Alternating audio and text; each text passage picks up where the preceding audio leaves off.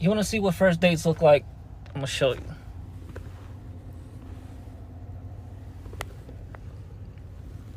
Louis Vuitton, flowers, nice restaurant. Step it up.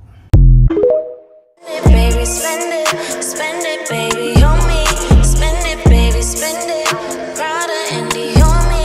Spend it all on me. Spend it, baby, spend it. Shopping spree, Chanel, please. Hi you guys, welcome back to my channel. If the sound is not perfect quality, okay, I am getting a new mic and it is coming soon. So if you saw that video, I saw it on TikTok and I thought it was super sweet, and I don't know if he was doing it for clout or if he was actually, you know, going on a date, bringing a woman at LV back, right? So I don't know, you guys. I don't know if that's what he was truly doing or if he was just doing it for views. However, I thought the comments were going to look different, and they weren't. A lot of people were accusing this man of love bombing. They were like, be careful, that's love bombing. First off, you know what? I'm happy to be back in my mode, because y'all never been love bombed like that. There's this page on Instagram. It's called Level Up Elite. And she actually did a post on love bombing. Go check out her post that she did on love bombing as well. But you know what? I know y'all gonna be like, Chanel, I have to talk about the difference between love bombing and genuine connections. All right. If you're new here, like, comment, and subscribe. You know, hit the notification bell below. I want to get into a few things, but I also want to say that I don't think that it is love bombing if someone brings you a Dior bag on the first day. I have dedicated my life. Wait a damn minute. Wait a damn minute. To making sure that this will be the new norm for ladies. I have dedicated my Patreon. If you're not on Patreon, please join, because that's where all the tea is. And that's where you'll see the success stories where women are getting, you know, Prada bags on the first date and different things like that. And, you know, Tiffany earrings. Join my Patreon if you haven't already. It starts off at $5 a month. But let's just get into this video. What is the difference between love bombing and genuine interest or a genuine connection? I don't feel like, because I read the comments of that video, and I honestly genuinely don't feel like if someone is doing a grand gesture that immediately it's a red flag. So when people are getting love bombed, they're getting love bombed in that person's tax bracket, like what they can afford. And also when then people use the word generous, I think they use it too lightly. Like when I hear somebody say, "Oh, he love bombed me. He was doing all these things. He brought me flowers, and he flowers are gorgeous. I love flowers too. Low effort.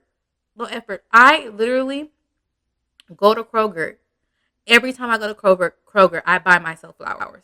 They're no more than $25. Every time I go to Whole Foods, you can ask anybody. I will leave with some type of plant, some type of flower. Low effort. But to women who are not used to things, they think that is something. So I think that people, especially narcissists, they have to love bomb within their tax bracket and within their, you know, within the pay that they're making, right? Within their income. Because these narcissist love bombers that are, you know, are that don't have a lot of money, and bear with me, y'all. He's love bombing you, giving you flowers every week, twice a week, and he spent $50 on that. 50, $100 here, and he does it $100 for another girl. It makes sure that you are not so easily impressed, because that will make the narcissist work harder or know that their tactics, especially when they're so minimum, when I have women, I've had a Patreon for a few years. Join my Patreon if you haven't already.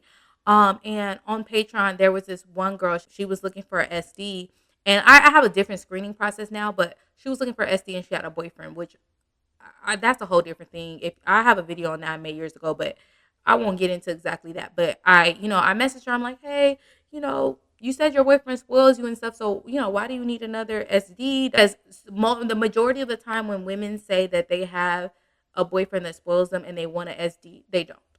They don't. The boyfriend does not spoil them. The boyfriend cannot provide what they actually want or what they desire. And that's why they go get an SD. And sometimes these boyfriends allow them, I call them pimps, allow women to date a sugar daddy because he is reaping the benefits of it. But let's get back to the point. The point that I'm trying to make is she was like, well, he did this and he did that, and she was showing me little things that he was doing, and it was just so amazing to her. Like, he had brought her like a bottle of Patron for her birthday and had it bedazzled and stuff like that. And I know you ladies are probably like, okay, Chanel, but that's in his the price range of what he can spend. Okay, so not everybody has $1 million. Not everybody. Okay, but we have to stop. Literally, my AC came on and it's super loud. Okay, we have to stop trying to change the definition of what it is to be spoiled. Okay, because that is how women get love bombed so easily by mediocrity. Mediocrity, literally. Like, You need to figure this out. they get love bombed by the literal bare minimum. And then you guys are sitting here and wondering, like, if there was signs, the signs was what he was doing wasn't shit, and you was easily impressed by it. So he kept doing the basic ass shit, and you was popping it like it was hot. You was dropping it like it was hot because you thought that this was something. Now, this is not to say that a man who is working hard and getting you things that you want and stuff that y'all can afford, if you can't afford designer Gucci or whatever, and he's getting you the affordable contemporary brands or whatever. I literally love Mario Valentino. I have 3 pairs of his sneakers. Okay. So, I understand that. But when you are saying like, oh my God, he was doing all this for me, he doing all this for you, getting you candy on Valentine's Day and a $30 bouquet, that's what people do in high school. Just want y'all to understand that, especially the women that are in the comments under that guy's video who said he was giving his, the girl LV on the first date and like, oh, this is love bombing. Y'all have never even experienced that before, right? So y'all don't, oh, well, my ex used to do that. Your ex did not bring you LV on the first date. He got you something cheap. He got you something that he knew that you would think was a grand gesture, like a book, just the hard truth. Some of y'all have not even been love bombed correctly. Like, the narcissists that y'all are dealing with are very low grade, minimum wage narcissists. Okay? And I want y'all to understand that. All right? So now let's move on, because I know that took a while. Also, and this is not to say that men with money cannot love bomb you. It's love bombing, but we're going to get to that. Love bombers say and do things that will make you feel uncomfortable. And they don't move in a speed that you are comfortable with. And if you start questioning yourself, especially because I've been through this before, and I've done love bombing before as well. In the sugar game, it's a lot of love bombing that goes on, but we're not going to get into that. Take that to Patreon. Someone who is, genuinely interested in you, they will perform grand gestures.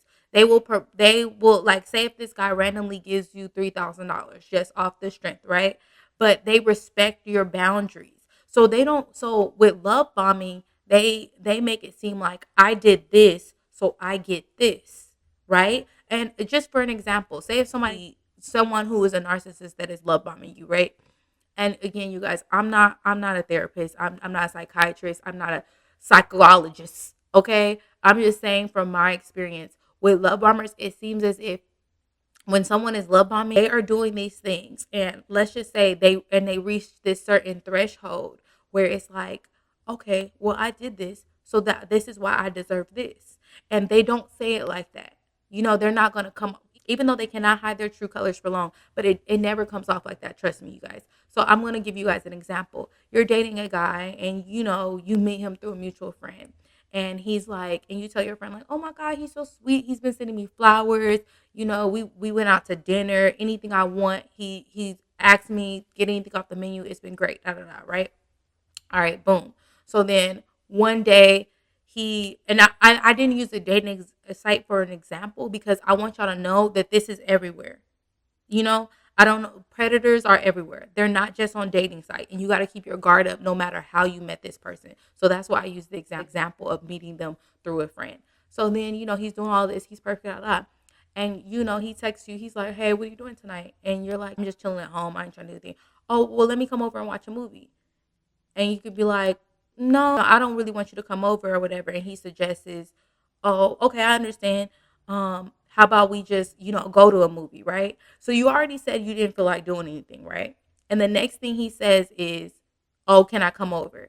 And then your next reply is, well, I really don't want to do anything. He's like, oh, well, if you're watching a movie, let's go to the movies, right? So in your head, you're thinking, oh, this is sweet. This guy is just trying to go to the movies with me or whatever. But that's, again, not respecting your boundaries. You're just trying to chill. This happened with family and friends too, but you're just trying to chill, right? So and now you're thinking like, oh, well, he respected that. I didn't want him to come over my house, so now he's gonna take me to the movies. Wrong. This is textbook love bombing. This is textbook narcissistic behavior. This is starting off as a red flag. Now, if that was one time, okay, cool. Chanel could be wrong, right? But check this out. So y'all go to the movies or whatever. Y'all have a good time. Say y'all go y'all separate ways that night. Say he don't try to come over that night. The next time, oh, what are you doing? I really want to hang out with you, whatever. I don't feel like getting out the house. Well, let me come over. You already told him you did not feel comfortable with him coming over. And that is why I tell you women all the time, when someone is bringing up intimacy, and I don't care what nobody says about sugaring, I don't care what nobody says about the level of world. No one is entitled to your vagina, period, point blank. I don't care what nobody says. So when you already telling somebody no, and then they ask you until you finally say yes, because this is what love bombers do. They make it seem like I am this, so I deserve this. I've done this. We don't went on dates. We don't went on this. It's time for me to come into your house. When someone who is not love bombing and showing genuine interest will let it happen gradually. Can nobody say I'm lying? They will literally let it happen gradually, even with intimacy. I don't know why people keep thinking that. If he's sitting here planning out the date and the time and calculating everything he spent so that you guys can, because you guys should have been had SEA. Like, why are y'all not seeing these red flags? And this is coming from somebody who I told everyone up and down, there was no red flags in my marriage. There was no red flags in my relationship. There was no, until I do a whole story time and see the writing on the wall. Word to Destiny Child. So when people say that, and maybe there wasn't, but I promise you, if you really just sit back and think, you will see the red flags. And red flag, I don't know why. And another thing too that is very toxic in like just the culture in general is people try to make it seem like red flags are these things that you just see immediately. Like it's just a big stop sign on his shirt. It's never that. But that is why having discernment is important, because you sit down with yourself for a little bit and you think, wait a minute. I done told this man I don't want him to come to my house 3 times. And now he's asking me again after I said I'm not comfortable with him coming to my house. So say you do go on a date with a guy and he brings you this designer item, right? Or he brings you something like, say he brings you like a diamond necklace and this is your first date. And you have to figure out how you feel. Because if he's bringing you the Cartier bracelet, I want to know what he's saying with it. Is he giving this grand speech about how when he first saw you, he just knew you were the one, da da da? Or is he just like, hey, I was in Cartier today, decided to pick this up for you? Because I'm telling you, a lot of these narcissists and a lot of love bombing really is their interviewing personality to get the job. And then when they get the job, they show their true colors. And all of us have done this before. You act a certain way in an interview, then you work in there for a few weeks and you like, oh, okay, I see how this is operating. I see that they letting people get away with this. And that's another thing too, is when you're dating someone, never let them know about your past. And unfortunately, I've done a marriage story time and I've done a lot of story times on YouTube where, they're about my life, and my the current guy I'm with, he does know like a lot about my marriage and stuff. He watches my YouTube channel. So there's that. But if I could do it all over again, I would not have told that motherfucker none of that. Because when you tell somebody, oh, my last relationship, he cheated on me 3 times. 1, 2, 3. So you stayed every 3 times he cheated. All right. So I know your limit is 3. So I know that I got to do it this way. Oh, how? So you're talking to a narcissist and he asks you, okay, so how did you find out he was cheating? Oh, I went through his phone and da da da. So now his phone is never locked. Now his phone is never locked. Oh, here. When you guys are, hanging out or whatever, he hands you the phone like, hey, download that song you was telling me about earlier. So now you don't trust him because he knows that you caught your ex cheating through the phone. So you think that he about to cheat through the phone? No. He not about to get caught up like that because you already done told him. Or you told, oh, my ex, he used to scream and yell a lot, da da da. So now he doesn't scream and yell, but let's just say one day he yell at you. Next thing you know, well, now I see why your ex yelled at you. I see why your ex did the things that he did. Like, these are little things that are red flags. When someone is very quick to talk about marriage, I know that some of you are at the age, or some of you are just at this point in your life where you're like, I want to be a wife. And there, you think that you're going to meet a man and he is like, oh, you know what? I'm marriage minded. I'm ready to be a husband. I want a wife, da, da, da. All that is nice and all of this sounds good. All of it is hypothetical though, until his actions line up for the husband that you want. His actions do not match his words. Oh, I'm looking for a wife. Okay, so a man who's looking for a wife, what do you have to offer your wife? What do you bring into the marriage? Oh, well, in the next 5 years or so, I plan on purchasing a house. So you're not currently looking for a wife, but it sounds good, and what's going to get you in the bed with somebody, right? Oh, I believe in Christ, and it sounds like things, and I walk with God, and all these things that these men say as Christians. Okay, so why, if this is the case, then why are you pressuring me to sin with you and have sex before marriage? What? You don't intimidate me, you repulse me. If this is what you were really doing. So their actions never really line up with the words. And I tell women all the time, and I've said it in my videos, my finesse videos, I've said it before they tell you, they're going to have to show you something. They're going to have to show you some proof. But a major red flag, and that tells you the difference between love bombing and someone who has genuine interest, is if he consistently brings up his ex or several of his exes. And when he brings up the exes with love bombers, they will do things like they will talk about their previous relationships and make you feel sympathetic towards them. And I actually have an archetype on my Patreon that I created, and it's called Sympathetic Sarah. And it's when you are dealing with you're dealing with a man, and I don't care what it could be, what he could be. He could be a sugar daddy. He could be a trick. He could be a potential boyfriend. I don't know. I don't know. Whatever the case is, and they are dumping on you, and they're spilling their emotions to you because they know you're listening. But not only do they know that you're listening, they know that you're sympathizing with them. So this makes it even better for them. I kid you not. They understand that you are this, soft-spirited person who, like, basically an empath. Like, you feel what they're feeling. And what happens with that is you start thinking, you know what? His ex was, say it was my ex dude, and he talking to you, and he telling you about me. You know what? His ex was a liar and a cheater, and I'm not a liar or a cheater. So everything that he did to her is because she was lying and cheating on him, right? All right, bet. That's say that's true. So when he starts cheating on you,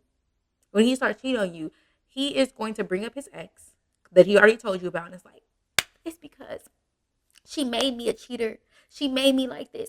Like, I don't know how to be in a real relationship anymore. You're going to have to show me. You're going to have to teach me.